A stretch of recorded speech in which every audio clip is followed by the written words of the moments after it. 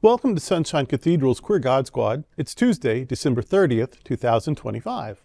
I am Bishop Darrell Watkins, the Senior Minister of the Sunshine Cathedral. With me today are Bishop Robert Griffin, my husband, Reverend Dr. Ann Atwell, and Reverend Kevin Tisdall. We are the Queer God Squad. Visit sunshinecathedral.org to learn more about us. Queer God Squad was created by Hotspots Happening Out to support our mission to explore the value of faith in the LGBTQ community. There is no streaming TV show like this in the entire world. In 2025, we are celebrating the 40th anniversary of Hotspots magazine, with Queer News Tonight sharing over 11,000 stories and 11 million views so far. We are the largest nonprofit LGBTQ media organization in America, and we encourage you to support our mission to inform, entertain, and educate our community and allies. This is the Sunshine Cathedral perspective. Choosing Love, What Queer People of Faith Can Teach Us All. The book Choosing Love, What LGBTQ Christians Can Teach Us All About Relationships, Inclusion, and Justice by Dawne Moon and Theresa W. Tobin is based on over 100 interviews with LGBTQ Christians, leading the authors to decide that queer folk are not a problem to be solved, but rather sources of wisdom who can teach all Christians valuable lessons about faith, inclusion, and justice. The authors note that conservative evangelical churches often view LGBTQ individuals as having a disordered capacity for love, which leads to shame. However, many interviewees recount powerful transformational experiences, realizing they were not broken, and learning to separate the unconditional love of Jesus from the harmful teachings of some Christians. The book highlights the challenges faced by those who remain in non-affirming spaces, including compartmentalization and being subjected to constant scrutiny, such as mandated celibacy. In contrast, many others found peace through what they felt was God's direct affirmation that they were made just as they are. These LGBTQ Christians are claiming ownership of their faith traditions, with some creating new affirming communities and others patiently working for change within their existing churches. A central theme is the necessity of uniting love and justice. The authors argue that genuine love requires treating others as if they matter, and being complicit in systemic oppression nullifies any claim to love.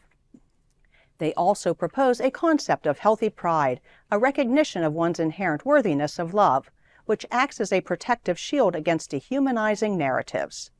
Furthermore, the experience of being marginalized has made many LGBTQ people more compassionate and willing to ally with other groups fighting systemic injustice. Ultimately, the book calls for a fundamental shift in how people relate, emphasizing humility, active listening, and a commitment to systemic love and justice.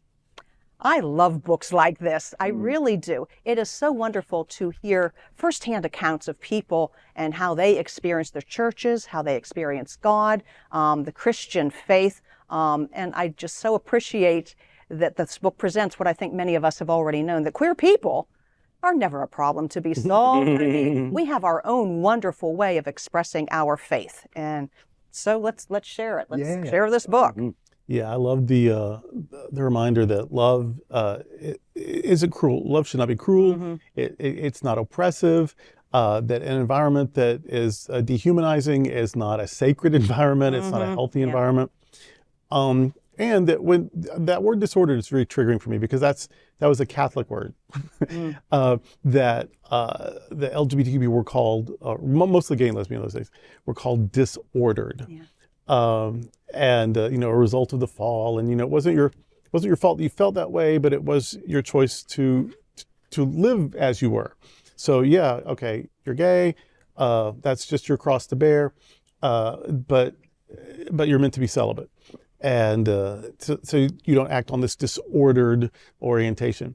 And of course, that is completely opposite of actual human experience. That is completely opposite of reason. It's completely opposite of the findings of science and social science. Going back, starting like the 40s, but completely codified in the 70s. And so it's, I just hate that word disordered, because sexuality is innate.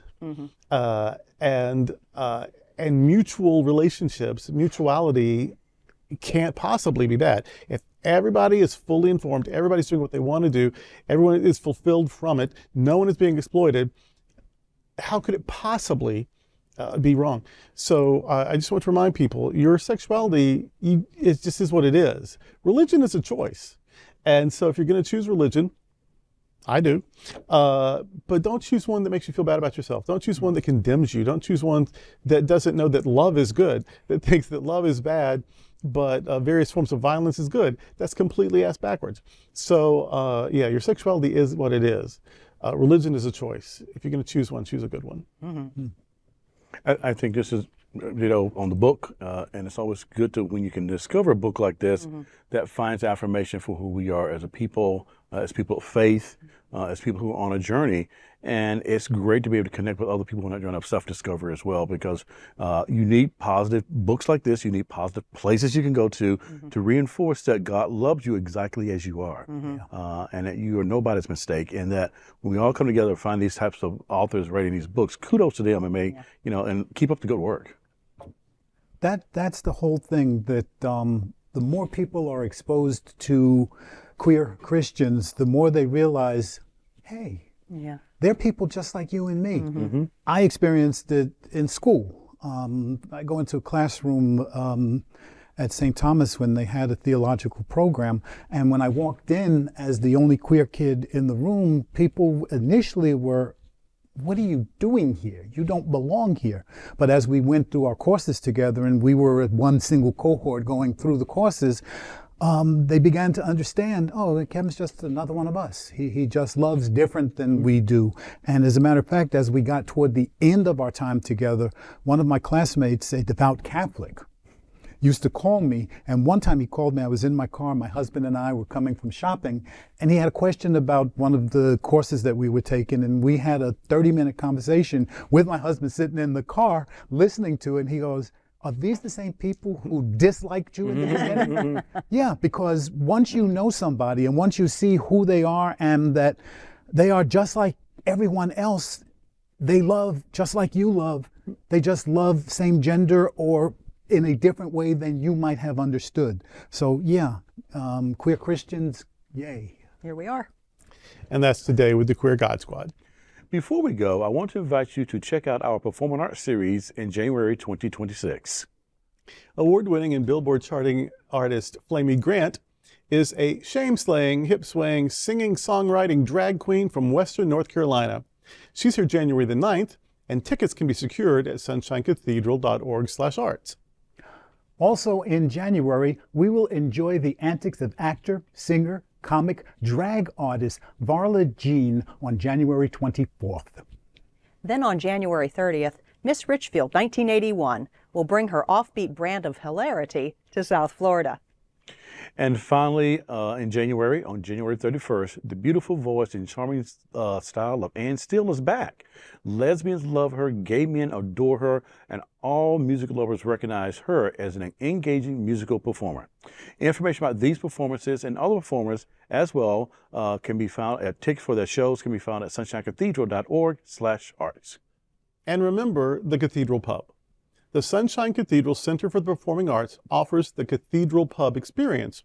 The Cathedral Pub offers performance attendees an inviting space to gather and connect with friends prior to the show, or a place to be while waiting for the doors to open.